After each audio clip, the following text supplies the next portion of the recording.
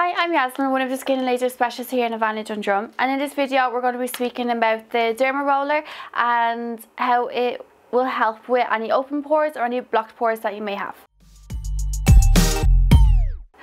So with the Derma Roller, we would use a serum called hyaluronic. So we're going to push our serum underneath the skin to make our little microchannels to fix all of the problems or concerns that we have. For example, pores and blocked pores. So what we need to do is to repair our pores and minimize the size of them.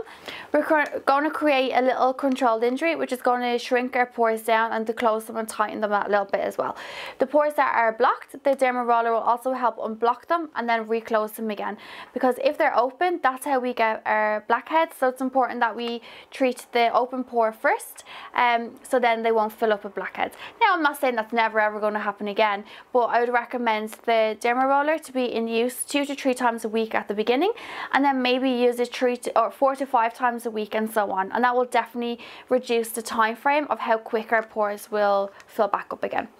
If you have any questions regarding open pores or blocked pores or even the Derma Roller itself, feel free to write your questions below, or if you would like to get in contact with any of the specialists here in Havana Skin Clinic, we'd be more than happy to assist you. Thanks for watching.